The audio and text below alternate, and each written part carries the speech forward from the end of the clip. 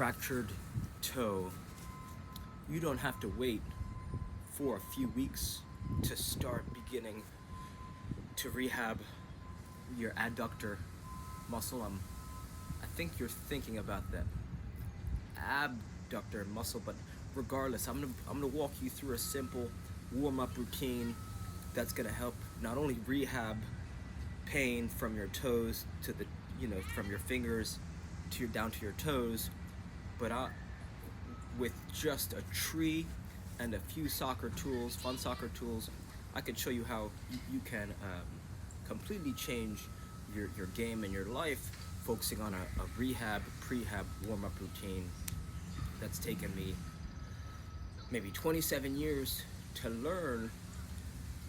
But this, you can learn this. You can learn this in a few minutes, and spending 60, starting with 60 seconds, and then doing, 60 turns into 120 seconds, turns into 5 minutes, turns into 10 minutes, right? So starting very small, right? Maybe don't do this whole thing, but can you do 60 seconds of it, which will help. 60 seconds, 16 days straight is really going to start to spiral you up. So, and one more thing to keep in mind, Kazuyoshi Miori, also nicknamed King Kazu, he's maybe 50 something years old. He's the oldest living professional player. So what this means is that you may be however old on paper, but some people treat their body poorly, so their actual age is much higher, and some people treat their body well, so their real age on paper is actually much younger. But however old you are, however young you are, you're just right here right now. So you signed this post as sincerely old man, but if you're just right here right now, it doesn't matter how old you are, how young you are. Once you step onto the pitch, you're just on the pitch. You're just playing. So maybe get rid of this idea that you're old, and then, right, because you have, I think you said you're 40, so that means you got 60 years that you can play at least. So let's be here right now. Get yourself breathing, get yourself moving, and let's see if some of these things can help relieve some of the pain that you're in. The idea is to pump blood and get your breathing going so that you begin to strengthen your muscles, tendons, and ligaments that are surrounding the injured area, while at the same time keeping pain to a 1 or 2 or 3 of this adductor muscle that adductor. I think we're gonna hit that muscle while we're doing this, but let's see. Okay, let's do it.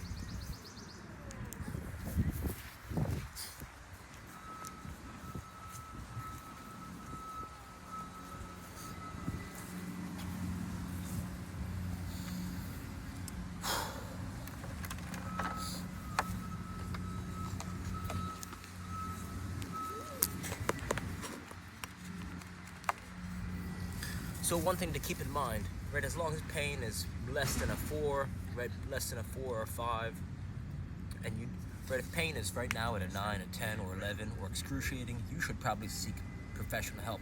But if pain is 2 or 3, nagging injury, or not super severe, then these things may help. So unless this is gonna hurt, right, so each thing we're gonna do, try to keep pain below a 2 or 3. If it goes up to a 4 or 5, you want to take a step, dial it down, right? Pain should never go into 4 or 5. So let's see if some of this stuff helps.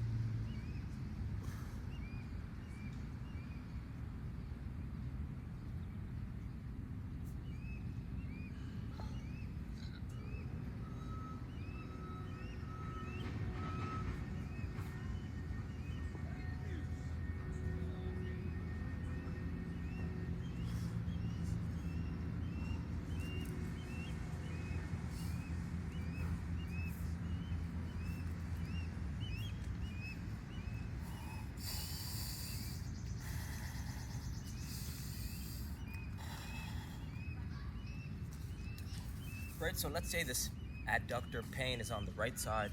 It's on the right side of your leg, or maybe on the right side of your body. Could be, anywhere from on your right fingers to arm going up. So or right leg. So what you can do is put all that pressure. You can put 99% of the pressure on your left leg, and start to diagnose yourself, to start to feel, okay, can I be in somewhere where I have no pain, or you're 1%, if you have put 1% pressure on this right leg and you put 99 on this left leg, then can we move around where we're not getting into pain above a 3 or a 4, but we're still moving the rest of our body and breathing. So let's say I have a right adductor pain on the right side and right adductor pain on my right leg, but now I'm just here. Most of my pressure is on the left leg. Breathing.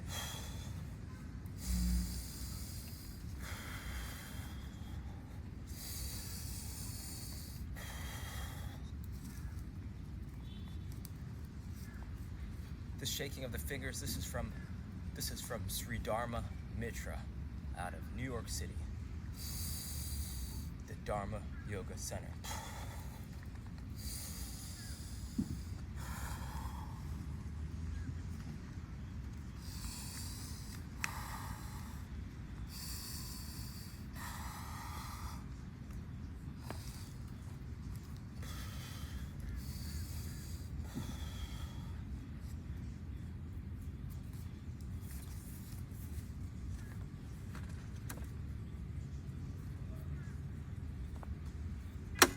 And now we'll introduce the RMT rope, right? Just a piece of rope as long as you are tall that you can make at your local hardware store for less than $10, right? So now let's say it's in your left, pain's in your left leg or your left arm. Now we're gonna put most of our body weight on the right leg. So I got 99 on the right leg. I got 1% on the left leg, and I'm breathing. When you take a deep breath, it takes pressure off your spine, so you want to start to breathe.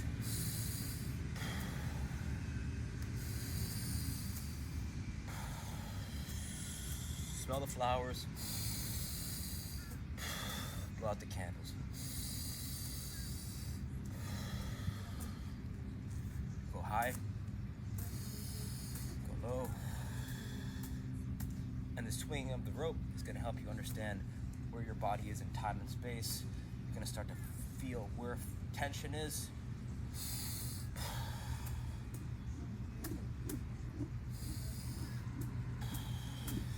And then if you get into one-legged balance, if the pain's on that left leg, now we're challenging that right. We're challenging the right side, the right leg, and this is going to help you get into playing faster than if you were to just do nothing but eat ice cream and watch TV on the couch. So that's why this RMT rope is so powerful, is because it's like hope. It shows you that you're not powerless and helpless with your injury, because most people, they get injured, they can't play, which makes them depressed, and then they don't know how to start to rehab themselves to get back into playing. They have no route, right? There's no pathway forward. So a rope, an RMT rope, allows you to start moving, start breathing, which allows you to start to take action, right? So it's the first step into really starting to attack your life, moving forward. It allows you to get back on the path to feeling better, breathing and moving forward.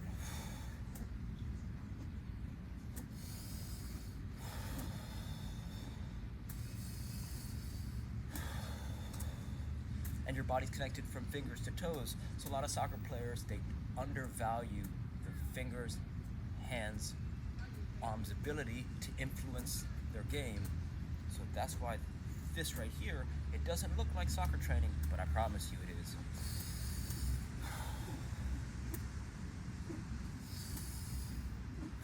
And we're avoiding pain, right? Pain shouldn't be above a 2 or 3.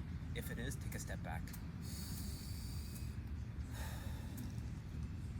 So now let's say that this hurts you. So now we could, even though it shouldn't, because we're avoiding that pain while still moving to the other place, but let's shift to something else. Right, so now we have kick trainer, and you could say, right again, let's say pain's now in our right leg, and we have, right, so we have 99% on left, 1% on the right, and let's say we have pain in our left shoulder. So now what we can do is pain in the right leg, pain in the left shoulder. So now we have only options for right hand, right arm. So now what we can do is just swing this ball. Right, this is an SKLZ solo kick trainer. 26 bucks on Amazon. Swing, breathe, move. And then if this doesn't hurt, right, if it doesn't hurt, you could start to get little touches.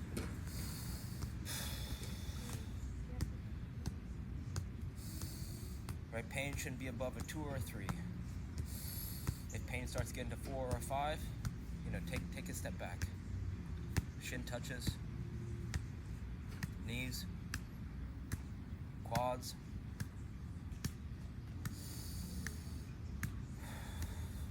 And if that's too painful, then you can just swing, move, breathe. Bend the spine, twist the spine, breathing, taking pressure off the spine. Go high, go low, breathing.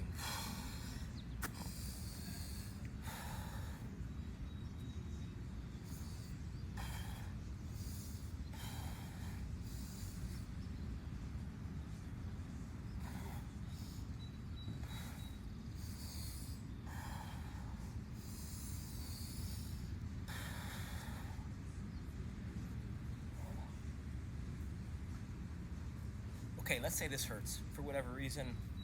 Even to the best of our ability, there's pain. Pain's overwhelming. We've hit 5, 6, 7, 8, 9, 10, 11. Okay, no more SKLZ kick trainer. Now let's see if we get into let's do some more body weight stuff, because let's assume that you have no soccer tools. You just have a tree, and let's see what else we could do.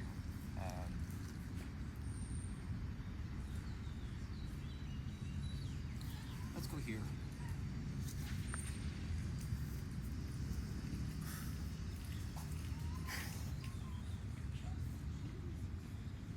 Right, so in every movement, in every exercise, we're focusing on releasing, but you want to be breathing, even if you're doing something extremely strenuous, right? Breathing through the exercises. Unless you're doing some type of breath hold, you always want to be relaxed and breathe. You always want to be relaxed, even when you're doing breath holds. But for this exercise, this is from the book Happy Body.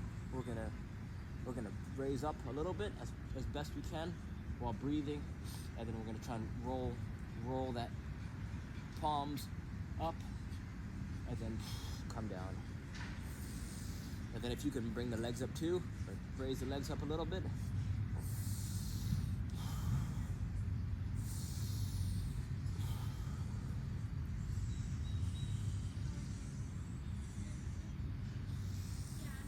And then you can hold at the top if you like.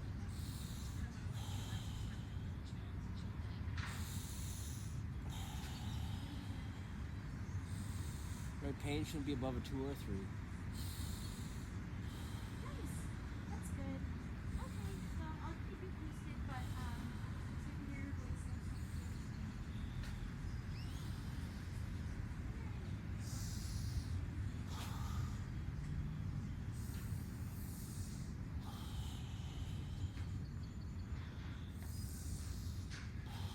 And then we could roll over to the back. Again, this is from the Happy Body, Jersey Gregorick. You can lift the knees up here, or you can lift the legs all the way up here. And then we're just breathing while reaching to the left and to the right of the feet. And then you can play around with feet positions, point the toe.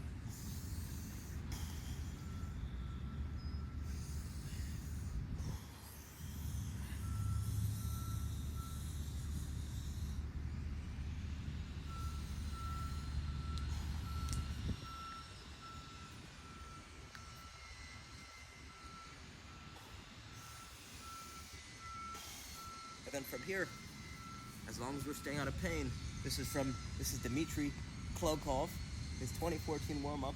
If you could kind of kick the legs back and see if you can get here. Can you see that? Right, so we're here.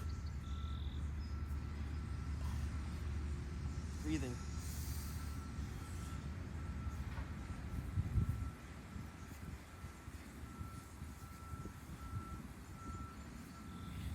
And pain, right? No pain pain shouldn't go above a 2 or a 3.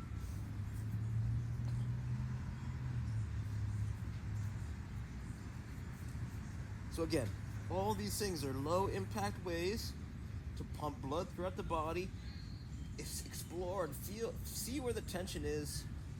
You want pain to be a 1 or a 2, but this is going to strengthen and rehab the rest of our body in low impact ways while we're breathing and just moving.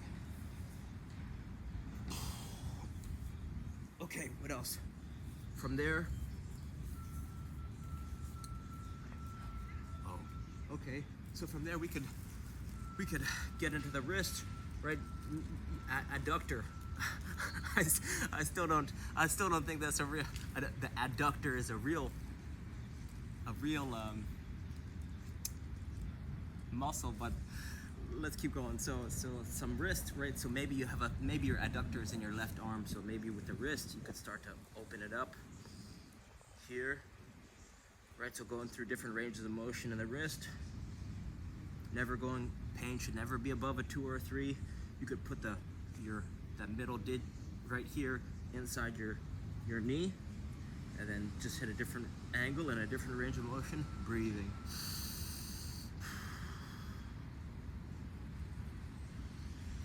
And then you're here. I gotta do research to find out where this adductor is. I think you mean abductor, but maybe you do have an adductor. Maybe I'm wrong. I hope I'm wrong.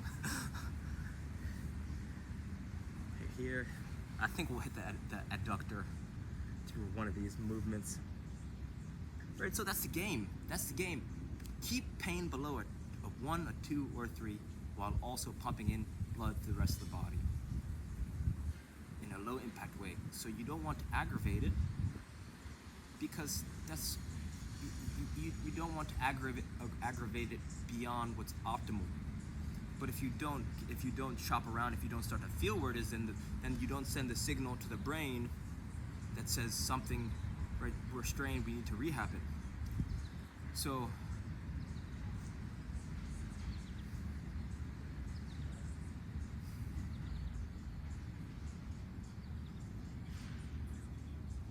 there are other things that can work too to help restore the body, right?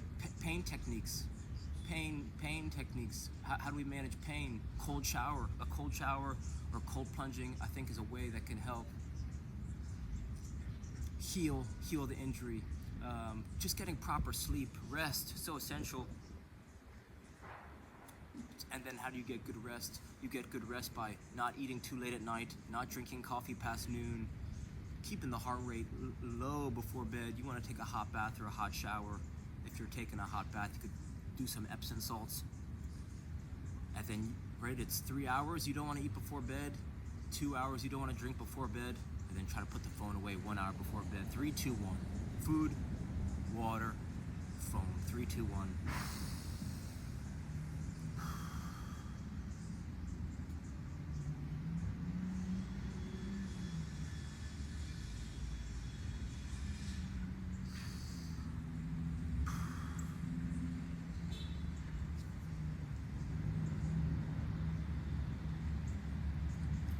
Right, and then we could call it right. We could call it right there, because this is something you could do anywhere in the world. We've got 2 tools that cost less than a total of $36. We have a tree, but you don't need a tree. And then we had a whole bunch of bodyweight exercises. So we've referenced the Happy Body, Jerzy Gregorek. We've referenced Dmitry Klokov, his 2014 warm-up. We've done some Kador Ziani, some of his 7 postures. We did some of Ido Portal, his squat clinic. We are using an SKLZ solo kick trainer and an RMT rope. That's from David Weck. And then we have a tree. So This you could use this as a warm-up. You could use it as a cool down. This could be something that you could do before you go to rehab. Before you go to rehab. And then what you'll notice is if you go to one rehab facility and you say, I have this injury or I have this problem, it would be interesting to see how they format their rehab routine. And then maybe you go to a different place and you say, I have this adductor injury, and then you could see how now they have their own rehab routine. So now you could bounce back. You say, okay, well, I really like how I felt after this one, or when I left this facility, my pain was significantly lower, and they knew exactly how to do it. Or they said, well, let's try this, and this, and so now it made me feel good that they had a plan. But you went to a different one, and they had you using some machines, and they weren't really that aware of, they weren't listening to what you were saying, or it wasn't a good, you didn't feel any less, you didn't feel better after you left. So then maybe you go to a third one, right? So it's like each place you go to, you start to have a better idea of what a nice rehab routine looks like for your specific problem. Same thing you could do for for kids. This is something that you could do for kids or players. You go to one soccer skills coach and they say, okay, we're gonna do this, and then you do it, and you say, okay, I like that. And you go to someone else, and you say, okay, we're gonna do this and this, and then you go do it. It's like, oh, well, I like how this coach did this, but I like how this coach did that. So now you can combine them and then run that back yourself whenever you want. So each time you learn from a different trainer or teacher or camp or instructor, you can begin to create your own plan. So that's why it's helpful for training with different players who are above you, better than you, right? You're always looking to learn and improve perpetually, and just having fun, staying relaxed. So hopefully some of these ideas help. Reach out with any questions.